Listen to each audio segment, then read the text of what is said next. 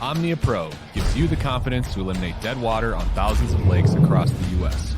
Exclusively through Omnia, utilize our map layers containing critical real-time satellite information to see water temperature, water clarity, and important weather data all in one place, along with 1-foot contours for navionics and detailed CMAP social mapping.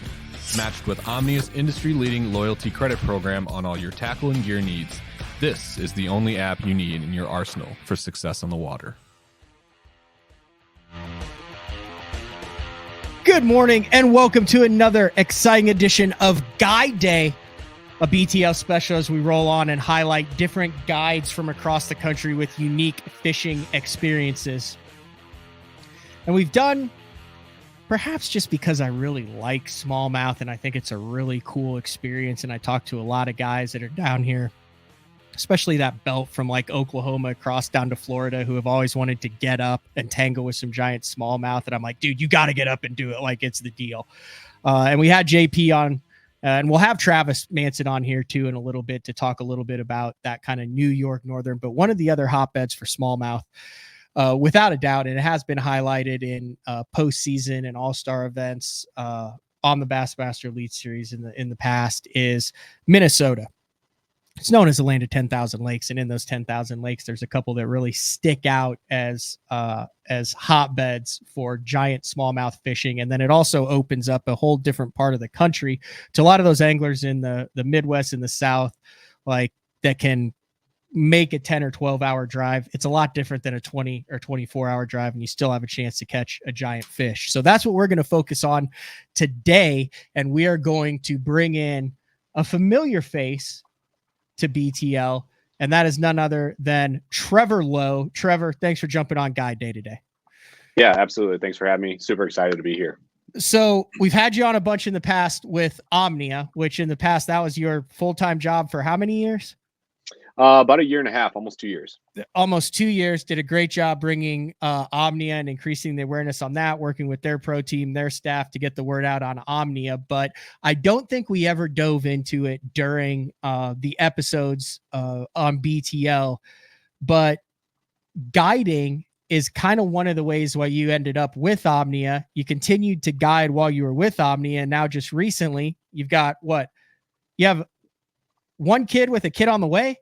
That's correct. Yeah, I've got a daughter who's about 20 months old, and then I've got a son coming in July. So it's coming quick.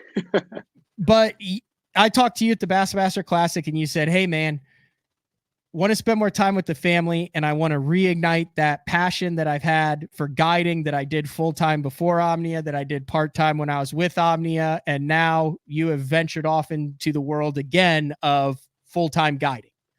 Yeah, that's correct. I left Omnia a couple weeks ago, and loved my time there. Really appreciative of all the relationships that I was able to build, all the experience that I got at Omnia. I have nothing but great things to say about the company and the people there. But yeah, transitioning into this new stage of life, this just gives me the opportunity to have more flexibility with my schedule. My wife, she is a news reporter here in the Twin Cities. And so, she's got kind of a funky schedule. So this gives me the opportunity, like I said, to be flexible and to work my schedule around her. So we have time with the family, and gets me back on the water, which I love. Love sharing my passion of fishing with people. And it's super rewarding to see, younger novice anglers or even experienced anglers tangle with, world-class smallmouth up here in Minnesota. All right, let's dive right into it. Let's talk about Mille Lacs Lake. It's been on the radar for a long time. It was thrust into the spotlight when Seth Fighter won up there on Mille Lacs Lake. It's a very dynamic, unique fishery that has all sorts of political and economic and regulations and things that are going with it. But it's one of those mythical places that I hear. You hear Okeechobee in Florida or Havasu out in the desert or the California Delta or Lake Gunnersville. I would put Mille Lacs in that category as a place with massive potential, but also slightly intimidating if you've never been there. Is that a fair assessment of that fishery? And then just kind of break down how you would describe Mille Lacs to the average guy who's never been there. Yeah, it's I think that's a fair assessment. It's a big body of water. The weather can turn on you, and so that's probably the most important thing to pay attention to, especially the wind. There's really no protection from the wind outside of fishing the side of the lake that the wind's coming out of. And when you're talking about Mille Lacs, like I said, big body of water, but a lot of the lake is not what you would consider fishable water. You got the entire center of the lake, but it consists of a ton of mud flats. And generally speaking, the smallmouth aren't going to relate to that. You'll get walleye that are out there. You'll get burbot, which you are now familiar with. Oh, I love I caught one of those first time ever. Those things are the coolest.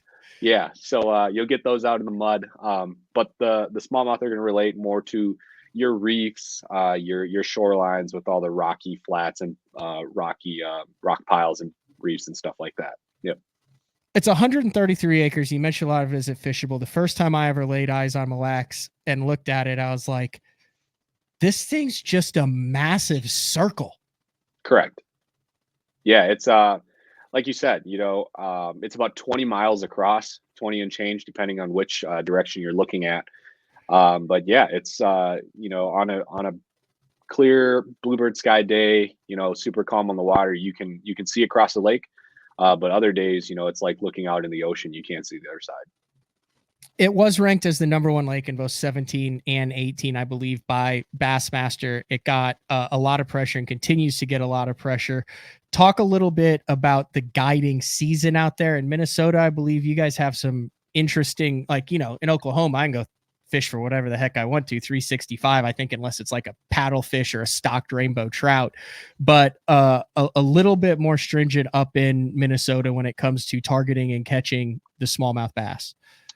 Yeah, we have seasons, and I might be wrong saying this, but I think we're one of the only states, if not the only state, that continues to have bass seasons, open and closed seasons for inland waters. But our fishing season opens up for catch and release the second weekend of May, and that goes until the subsequent February for inland waters. But by the time November, December rolls around, all of our lakes are iced out. So generally you're not targeting bass through the ice. Some people do, but our open water season runs from about May until November. And Mille Lacs, when these fish come off the winter time, the ice finally breaks apart and you get open water. It's like these fish haven't seen lures in 6 months. They're super hungry. They're super easy. I wouldn't say easy to catch, but they're super eager to eat. And they're super aggressive at that time of year. Talk about your history with Mille Lacs. It's been well documented. You fish in the Bassmaster Classic as a result of being a collegiate fisherman for Minnesota. You then fished some Bassmaster Opens after that. But talk about how you got your start guiding on that fishery. Yeah, I mean, I started fishing Mille Lacs probably 10-ish years ago. And, it was kind of one of those quote unquote best kept secrets by the locals, until Bassmaster really came to Minnesota. It didn't have that nationwide publicity that it has now. And yeah, the fishing was incredible. It's still very good. It's not quite what it used to be, but that's fine. It's public water. Everybody has access to it. And, we definitely want to share our resources with people as much as we can. But yeah, it's one of those lakes where, it doesn't matter. It seems like the average fish there is 4 to 4.5 pounds. You can go catch a pile of them. If you're not hitting 20 pounds a day, that's a slow day. You're kind of upset with yourself if you're at 18, 19 pounds a day. And, a great day out there is like 25 to 28. And, there are people that have claimed to catch 30-pound bags out there on smallmouth too. So it's very doable. We've seen very, very big fish come out of Mille Lacs. But like I said, I think just the sheer quantity of quality bass in that lake is astounding. And you really get to see that when you come up. How did you get started guiding? Yeah. So, I began fishing Mille Lacs a ton, and I have friends that have guided up there for a long time, and I thought if there's something that I can do in order to make a living while getting on the water, Mm-hmm. I was interested in, and so it's hard to say no when you can spend every quote unquote work day on Mille Lacs, and one, potentially get to fish as well as see other people fish and catch big smallmouth while they're doing it. So that's kind of how I got plugged in. I had some friends that, kind of helped me understand the nuances of guiding, as well as the I guess you would call the guiding atmosphere, or guiding climate up here in Minnesota.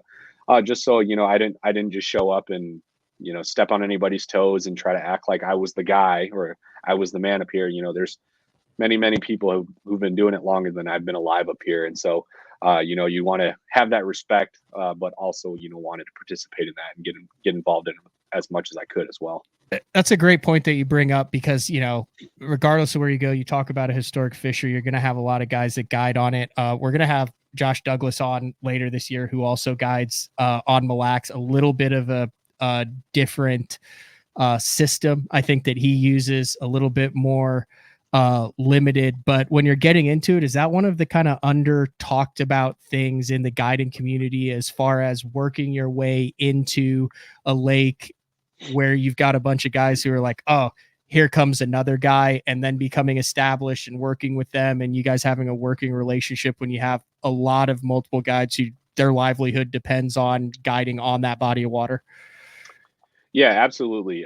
It's kind of similar to tournament fishing, where if you fish a trail, if you fish, let's just say in Minnesota's case, Minnetonka, for the most part where certain guys are going to start on their tournament day, and you don't, even if you have an earlier boat draw, you don't cut them, because that's where he's going to start, and you kind of have that mutual respect and that almost camaraderie in a sense, where it's like, hey, if I know this person's going to start here, even if I could get there before he does, that's his spot. You just kind of leave that alone and you go find your own stuff.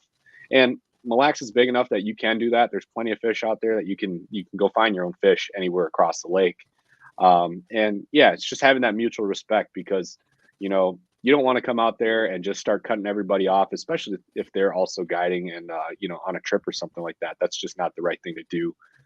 So I feel that the more respect and courtesy that you give out to these other guys, the more they respect you. And like I said, I think that's one of the biggest things, one of the biggest unwritten rules, or not so openly talked about things. And if you always, it doesn't hurt to ask questions too. If you don't understand, I think rather than just trying to make an assumption and play ignorant, I think it's also very good and helpful to just ask questions, so that if there are certain things that you should or shouldn't do.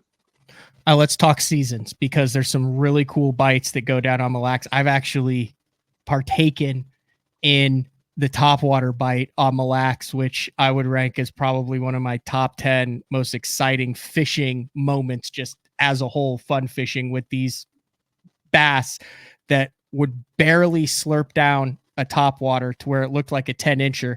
You'd reel into it and it would be a 4 to 5.5 pounder every time. So let's start with that second week in May when the season opens, and just kind of take it in chunks, in your opinion, on what the seasons are, and then kind of the things that are most likely to put a mega sack in the boat. And if you go up there and fish for a day, you can expect. Yeah. Generally speaking, when in a given normal year in Minnesota, that first week, opening weekend, is it's usually a pre-spawn deal. The water's still too cold. They're not up on beds, or they're not spawning yet. So obviously jerkbait comes into play. Hair jig comes into play. It's a great time to come and throw a hair jig if you've never caught one on a hair jig. I love throwing a little like paddle tail swim bait. That's kind of my jam. Tubes, Ned rigs, typical smallmouth stuff, pre-spawn stuff. But like I said, that's that time of year when they're all starting to push up, getting shallow, to go to feed and to spawn. And so, it's a great time of year to go and catch them out deeper. You don't have to go and just catch them off of beds. I know that can be popular, and it does kind of seem like some of those fish get harassed a little bit, especially I'm sure smallmouth are just too aggressive for their own good. You can catch the same one off a bed 5 times in a day. So I generally try to leave the ones that you can visually see alone, because other people are going to see them and go catch them as well. So but that's the nice thing about Mille Lacs. You've got this pre-spawn season, which goes from the beginning of May all the way until sometimes July, because oh wow, just depending on how late the spawn is and how cold it stays in the springtime, you'll have fish that are coming in waves. The first wave will come up and spawn first, and you still have the second wave that is still in a pre-spawn stage. And once that first wave pulls off, the next wave pulls up, and it's this huge cycle. And like I said, you'll find bedding fish in 10 to 15 foot of water that are still holding onto a bed in first week of July at times. And it's pretty wild to see. But then you can also see them on beds as early as first, second week of May as well. So a lot of it is hinges on the weather, but it's like I said, they do it in waves, so it's really cool because if you like catching them on a jerkbait, pre-spawn, hair jig, whatever you want to do out a little bit deeper, running around and looking for big schools of them that are waiting to push up, you can do that for a month and a half, or you can if you want to go pick some off of beds, you can go do that for a month and a half, so it gives you this big window of opportunity to fish however you like to fish. Is that the best time, in your opinion, that May to middle of June, early July, to catch numbers of fish on Mille Lacs? Yeah, I would say so. You can, like I said, you can run into a school of 50 to 100 of them, and you'll see them all just swimming on the up shallow. Oh wow! Like visually lay eyes on them. Correct. Yep. Oh, and cool. you can fire out like a Senko at them, and you'll just see like 10 of them just torpedo to it.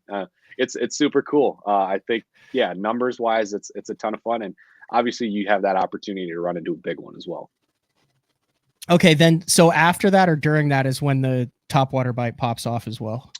Towards the end of it, I would say kind of that post spawn deal. When they're pushed up shallow, when the water's warming up, water gets up into the mid 60s, that topwater deal can get real good. But like post spawn, pre-summer pattern is like unbelievable. That beginning of July to the end of July, sometimes we get like a mayfly hatch around that time of year too, and it can get really fun with a topwater for sure. What other types of baits are you targeting them with during that time as well? Yeah, hair jig is popular. Like I said, mayfly hatch. So something simple that you can cast, cover a lot of water with. Ned rigs are always popular all year long. Fish eat fish, so paddle tail swim bait. And I think that's when the jerk bait starts to slow down a little bit as they kind of push out into that deeper water post spawn. You can get them on a jig, which is a ton of fun. It's not always just spinning rods up here. You can catch them on a bait caster. You can boat flip them. So football jigs is a ton of fun. Cracking them on a tube, if you want to use a bait caster, you can do that too. But yeah, like I said, it's amazing because this fishery, like when they come up in waves, they leave in waves. You can, you really can catch them however you want most times of the year. But that's like I said, when they're up shallow post spawn, kind of cruising the reefs and staying in that 5 to 8 foot range, you can really do some work with a topwater too, and that's a ton of fun. And then as the weather transitions to fall, which I would imagine starts to happen in mid to late September into October and November, talk about the fall bite on Mille Lacs. Man, the fall bite, we talk about the springtime bite, but the fall bite, it's almost like you don't catch small ones in the fall. Really? It just seems like every single one you catch in the fall is big. They're feeding, they're getting ready for winter. They know that first cold front is kind of the signal. Okay, things are starting to cool off. We need to start eating. The bait fish is all in relatively, I guess, bigger in size at that point of the year too. So your perch, you have Cisco that move up from the depths, and these are like big 6, 7, 8 inch Cisco that smallmouth are feeding on. So glide baits are popular, A rigs are popular. Big. I throw a big like 6 inch paddle tail Kitech, and yeah, like I said, you can run into a school of them, and like I said, they're all 4 to 5 pounders, and sometimes, if you get them on that big swim bait or like a big jig or something like that, you can run into like a true 6 to 7 pound range fish. So just they'll come up and eat a glide. Oh yeah, absolutely. Like how many a day average fall day, let's say you got someone who's like, dude, I want to glide smallmouth all day. What are we talking average day? Like I said, I think people by now realize this is fishing. There's a ton of uncontrollable variables. You can hit it, but generally speaking, average in the fall, if you glide all day, what are your followers, bites, fish catch? Oh man, if you're gliding all day in the fall, I'd say you could catch anywhere from like 10 to 20 of them, Wow. on a glide. Yeah. Like smallmouth are very, very aggressive. And chances are if one's following it, there's a second one following it too, and like I said, if you get around the school, you're going to catch one. I mean, they're aggressive that time of year. They know the water's getting colder. They're going to start feeding. And the bait that they're eating, we see them spit out perch that are 5-6 inches long. We see them spit out, Cisco that are, 7 to 8 inches long. So you can get away throwing like a big Chad shad or, something like that and working a glide bait and they'll come in, they'll hit it for sure. When does that pond get locked up typically and you can't get a boat out on it? So it's like the whole lake doesn't lock up first. It's the bays that'll lock up because that's where all the ramps are there. So I'd say, middle of December. If you can bear the cold, you can fish all the way through, November. But yeah, right around, early December, mid-December is when it locks up. And then, it takes a while for the whole lake to freeze over to the point where you can, drive out there and ice fish. But in terms of preventing you from getting out on the water, then yeah. Drive December. Out. Yes. You just used the term drive out there and ice fish. Do you like doing November trips, like cold weather trips where you get bundled up and have to wear the gloves? Like that can be productive too. If you got a guy who's maybe not a hunter, but gets a week in November that he wants to come up. Yeah, absolutely. That's like I said, that's some of the best fishing. The people get scared of seeing like 40-degree water temps and they think the fishing's slow, but there's something about these Minnesota fish that they just kind of like us Minnesotans. It's in our blood. We know that when it's cold, it's just like, pucker up, it's going to be a cold one. And you just got to go about your day, and they're still eating, they're not going to just completely turn off. If anything, they know it's like, it's time to eat. So. As I said, I asked that because that picture looks like it was a fairly cold day. Yeah, that's my good buddy Dave. We were out there. That must have been like an October, November trip. So it does get cold out there, and but the fish are still eating for sure. We'll talk more into it. So obviously, Mille Lacs is known for its smallmouth bass. A lot of other species out of Mille Lacs too: walleye, perch, muskie.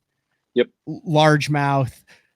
On an average day, if you're targeting smallmouth, do you also usually have some bycatch as well? Oh yeah.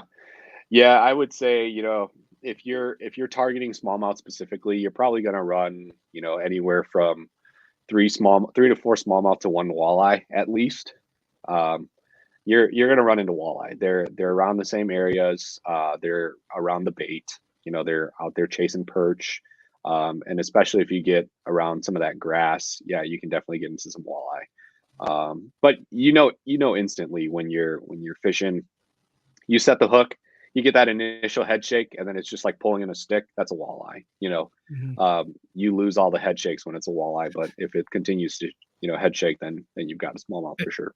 So the walleye also are like strictly regulated out there. Yep. Just based on what's kind of happened with Mille Lacs, actually had, I guess, like a walleye crash, and now it's all sorts of political stuff. But you don't really target walleye with your guide clients, or is that kind of up to you if you get on a school of walleye? Because I mean, I just remember when I was there, like there's an insane amount of 5 to 7 pound walleye in that. Oh yeah. Like I fished it like 3 days just for fun and set my personal best walleye like 9 times on a tube. Yep. Yeah. It's the walleye population, I would say, to me personally, and I'm not a fisheries expert by any means, but I think it's fairly healthy. Like I said, we catch a lot of walleye, not trying to catch walleye, and I think that speaks volumes. To your point, we do run into very, very nice walleye. I've caught, basically every walleye you catch is anywhere from 21 to 29 inches. They're good sized walleyes. I haven't broken a 30 incher yet. But I know there are 30-inch walleyes in Mille Lacs. But yeah, to your point, it does get a little political. The walleye regulation is kind of strict. I think, for a portion of the year, they open it up and they put a slot. So like you can keep one from like 21 to 23 inches, and then anything outside of that has to be immediately released, So Yep. If a client catches one that falls into that range, I leave it up to them if they want to keep it. As far as smallmouth, it's my policy on my boat is anything smallmouth gets immediately released. But if it's a walleye that falls under that slot and it so happens to be in that season, they're more than welcome to keep it. And then pike and muskie as well. those things can be pretty memorable fish as well out there too.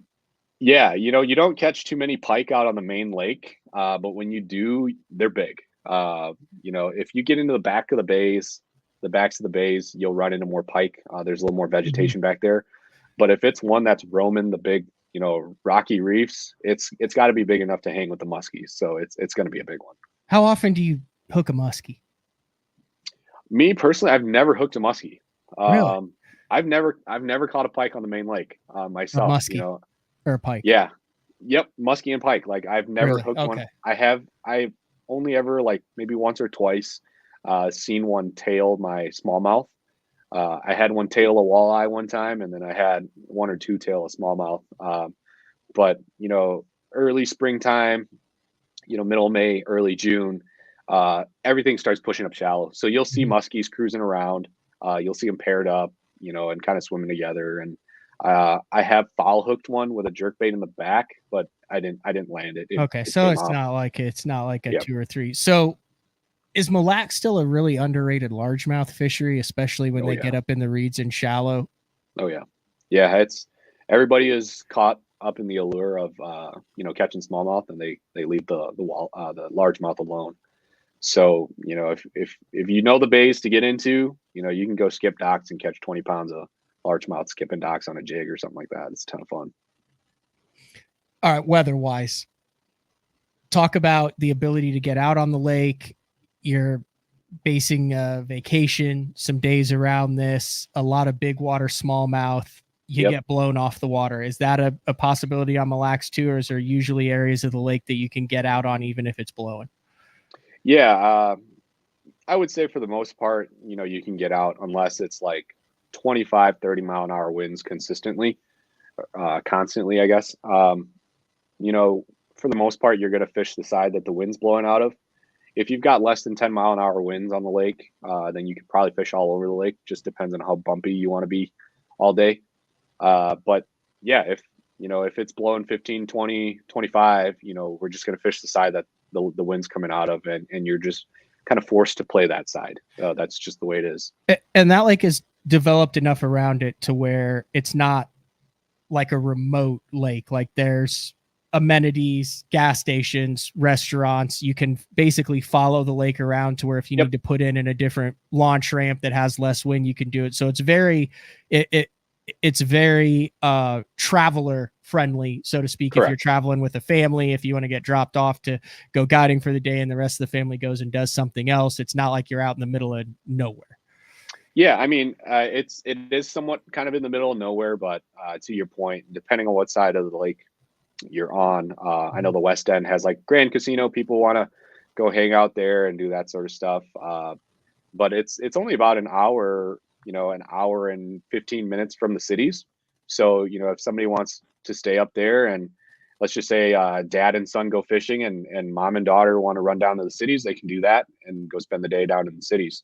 So it's not extremely far from the cities. So you can still get out and do things that you'd like to do if you're not fishing.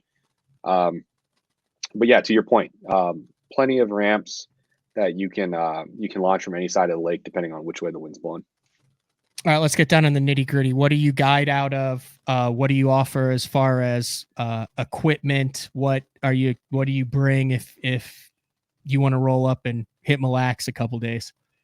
Yeah, so I run a Bass Cat. I got a 20-foot Cougar FTD with a 250 show. So fully loaded. I've got live scope, 360. All the bells and whistles to to make sure that we're putting you on fish. If you're fishing with me, you're more than welcome to bring your own equipment if you want. But I'll get you set up with all, Daiwa rods and reels. I've got, basically everything you need. I supply all the tackle, cooler full of ice to bring whatever beverages you like, whatever snacks you like, and we'll go catch them. Like I said, it's my goal to put my clients on 20 pounds a day at least when we go out. And, if we're getting close, let's just say it's 19 pounds and, we've hit our quote unquote 8 hours a day, we'll work the extra, 2 hours or whatever it is to get you to 20. We're going to make sure that happens. Or if it doesn't, we're going to, do as much as we can to make it happen.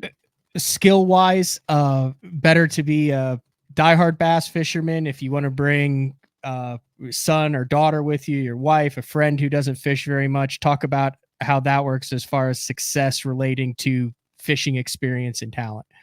Yeah. I've taken clients out from people that have never thrown a rod and reel to people that, think that, I don't know what I'm doing and we should go try something else. I try to, make the fishing or the fishing techniques that we do as suitable as possible to your skill level. So one, I love, we're going to find active fish. I don't want to get into a mode where we're trying to, catch one big one and we're working, 30 minutes to 45 minutes to just try to get one big bite. I want to go somewhere where we can get fish, and they're still going to be good ones. 3-pounders, 4-pounders, that sort of deal. But a lot of it is going to be, spinning rod stuff. So for those that don't know how to throw a bait caster, that works. And for those that do want to throw a bait caster, I have bait casters we can use as well. But yeah, try to suit it towards whatever your skill level is. And I understand that, when you have some novice anglers, when they fire out a Ned rig, they don't know how to drag the bait on the bottom and they just reel. And so if you have people that want to reel, we can throw a little swim bait out, or we can throw a different kind of bait that you can just chuck and wind. What's boat traffic like on that place now as a weekday versus weekend? Like, what do you typically just kind of run through what you're expecting? You get in the boat with you, you hop out. Are there guys left and right? Can you go the whole day without seeing guys? Like, how's that place fish? Yeah, I don't think you'll ever go the whole day without seeing somebody unless it's like a weekday and it's brutally cold and miserable. A windy November day. It's a windy, rainy November day, right? But surprisingly, you'll see muskie guys out during those days too. But the boat traffic's not terrible. Obviously, the weekdays are lighter than the weekends. But for the most part, you see a lot of boat traffic on, your quote unquote community holes, all the reefs that have buoys marked on them and everything like that. And, generally, if the fish are there, we're going to fish it. I'm not going to take you away from the fish just because there are boats nearby. There's enough fish to go around, but ideally, we like to kind of stay off the beaten path and go catch some fish and hopefully not get seen by too many people doing it. Do you offer like the educational too? Like a guy wants to come and say, "Hey, I want to learn how to find this stuff on my electronics, or I want to throw this specific bait for a couple days." Is that an option as well when they initially contact you? Yeah, absolutely. Like I said, I love sharing my passion with people, and if that's learning how to break down a big body of water like this, happy to do that. Happy to let you sit next to me, look at the electronics, work the trolling motor, fish the live scope, do whatever you want to do, understand 360, kind of explain. Usually what I'm doing on the water is explaining what we're seeing, just so it's not like, okay, throw 2 o'clock this way, 30 yards out. I want you to see what we're throwing at so you can take some of it home and say, okay, look at, we're standing up on the front deck. I look down at your 360. Hey, looks like there's a rock pile over there. Should I try over there? Yeah, absolutely. Make a cast, and when they can start to, piece those things together, use the electronics to do that, it's surprising to see how many people are like, man, I got to go get 360 on my boat now. You've convinced me. Or like, man, this live scope is awesome.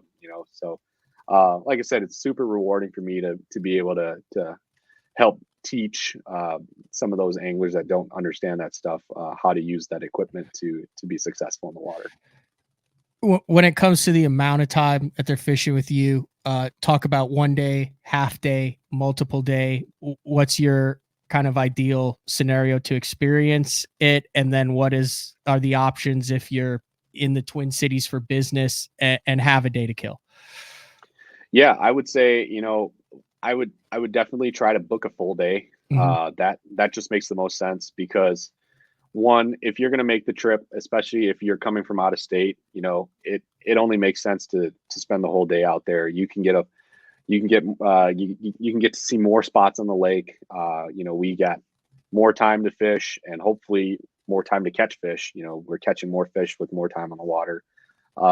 And I think it just, if you're catching a ton of fish, it just makes sense to be out there longer than shorter and cut your day short. So would definitely recommend a full day. Mille Lacs is such a big body of water that I've taken, 3-4 day trip clients, and we still don't hit, nearly all the stuff that we could hit in a 4 day span there, just because there's so much water. And if you run into a spot where you're catching them, it's like, why would you leave to go and potentially run into another spot where they're not as active, or maybe the wind's not as good there, and you're just miserable bouncing around in 3-footers when you could be catching them in calmer water and just enjoying your time.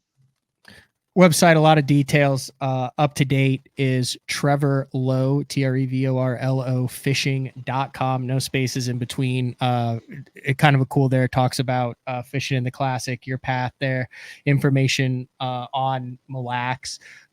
Prices as of April 16th, when we're recording this, 2024, on the website as well. Looks like a full day, 8 hours is $700. And that includes up to 2 people. 2 people. Yep. Easy to fish with 3 in the boat, no problem. Most of the time I'm not fishing, so it's okay. Yeah. I mean, I'll pull up, and if I need to make a couple casts to check if there's fish here, I'll do that. If I hook into one, if you want to reel it in, you can reel it in. Most people say no, but I put the rod down and say go to work. It's on you guys now. I like it. What else am I missing? What am I missing here that you think is valuable information, Trevor? Yeah, I mean, the easiest way to get a hold of me is through my website. I also have a sweet giveaway going right now. So Okay. Now until the end of April, I'm offering a full all expense paid trip for one lucky person. If you're down in Texas, I'll fly you up. I'll put you in a spot to come fish with me for a day. And it's going from now until the end of April. So it's on my website as well. I think it is. If you check out the homepage, it should be there. I think if you scroll down, there might be a giveaway. Hold on. Let me Picture. do this here. Okay, guide trip giveaway. So just on the main page, there's the top. You scroll down. So if you click that, it should take you to the giveaway page, and then all you got to do is submit. There's like a Google form down at the bottom. It says giveaway entry form at the bottom there. So how do I enter? Yep. And then subscribe to the YouTube channel. That's it. Fantastic. And that's a big time giveaway, dude. Yeah. I mean, you gotta sweeten the pot so that you get some people to come in and enter. So like I said, if you win it, if you're wherever you are, hopefully you're not in Russia or something, and I don't have to pay that expensive of a plane ticket, but I'll fly you up to Minnesota. I would maybe put some stipulations on the lower 48 there. Yeah, for sure. But so if you're interested, sign up for the giveaway. Like I said, it's free to enter. All you got to do is fill out that form, subscribe to the YouTube channel. I'm trying to get that up and going again. And then if you win, I'll fly you up. I'll put you up in a spot up there, and we'll go fish. Have you guided some clients from some unique parts of the country? Yeah, I've clients from Texas, Arizona, Florida. I'm trying to think where else. I mean, all over where you don't catch big smallmouth. Yeah, all over the place. Good number from Minnesota, obviously. Mm-hmm. But yeah, it's cool to meet people. That's one of the very rewarding things is meeting people, and when you get to spend a whole day on the water with them, you get to learn a little bit about who they are, and you meet some very, very interesting people. I actually had a guy, he came up and he wanted to catch a smallmouth on a fly rod. So he's sitting on my cool. back deck, just whipping away shallow like a little hair jig, you know. And yeah, we made it happen. He caught one on a fly rod. He also caught a walleye on a fly rod, which was bizarre, but it worked. So do you want to give your email out here? There is a contact you page on trevorlowfishing.com, but also if you're listening on iTunes, and I'll put this in the description of the YouTube if you want to sure. Email Trevor. Yeah, it's just fishing.trevorlo, TREVORLO @gmail.com. If you had to pick your favorite way to catch them and the favorite month to catch them, bait and time of the year that just you wake up every morning and go, this is what I live for. On Mille Lacs for smallmouth, what are you going with? Late October on a football jig. They just don't. Yep. And you get to crack them. I mean, it breaks the monotony of, you know, spinning rod and then letting them play and letting them run. I mean, 20-pound test, crack them on a football jig, bow flip them. Are the Mille Lacs smallmouth jumpers or diggers? They are diggers for sure. Not tail walking fish. No. Really? That's interesting. Yeah, it's super interesting because I remember, you know, fishing the opens. You get to some places like Cayuga, or not Cayuga, Oneida. Oh, not Heart Attack. Every single time. Every single one. They feel the hook and they bottle rock it. Yep. That is not how they are on Mille Lacs. They are diggers for sure. So they'll just run. They run. They head shake. They dig. You know. Yeah. You look at those New York smallmouth. You know, as soon as they feel a little prick, they come straight up. Are they a unique breed up there in Minnesota, in your opinion? You fished all over the country, caught all sorts of different type of smallmouth. Are they a little bit different strain, do you think, than New York smallmouth or anywhere else in the country? You know, I feel that the New York strains, well, being from Minnesota, I say the New York ones are unique in the sense that I feel like they've got so much more power in their tails, and they just like one push of the tail just does so much more for those New York ones. And maybe it's, you know, if they're Great Lakes, you know, they're in that big water, you know, swimming in the current from the St. Lawrence, you know, all that sort of flow. Maybe that makes them a little more tough, but I don't know. They're like I said, completely different from Minnesota ones where you touch them with a hook and they come flying out of the water. They seem to be more, the big ones on Mille Lacs seem to be more character to them as far as coloration, scars. They're kind of big slobs, like they're really good picture fish. Yeah, they're like balloons. They're like blimps. You know, they're short but very round. Obviously, the term is football, but yeah, you can go to New York, like I said, and you can go catch a 5-pounder, 6-pounder out in New York, and they're just, I would say, generally more proportionate, if that makes sense. Whereas that freak right there. Yeah, that one was a fat one. Really golden too, really golden deep colors of brown on them. Yeah, it's amazing. You know, you can get some that just look like that beautiful bronze, just a polished bronze, but then you also get some that are just tiger striped, you know, like real solid bars going down them. But yeah, you get the whole 9 yards on Mille Lacs, that's for sure. You get some that have like that long top dorsal fin that looks like a mullet, and it's pretty cool too. Awesome. All right, Trevor, anything else before we wrap up this edition of Guide Day? No, man, I just appreciate you having me. Like I said, if there's any questions, people, they can get a hold of me on my website or any of my socials. I'm happy to answer them. So booking now, season opens second week in May and runs through ice in. Is that what you call it? Ice in? What do you call it? Because there's ice out. What is it when the ice comes in? Yeah, I'm not the sure. end of the season for open water. Yeah, until it gets locked up, I guess. I like it. All right, this has been another edition of Guide Day, presented by Omnia Pro. Check it out on Omnia Pro. A lot of cool features there on OmniaFishing.com. Trevor Lo, if you're in the Twin Cities, Minnesota area, Mille Lacs is definitely a bucket list trip. That's all we got for today. We'll be back with a live show on Monday. We'll talk to everybody then. See ya.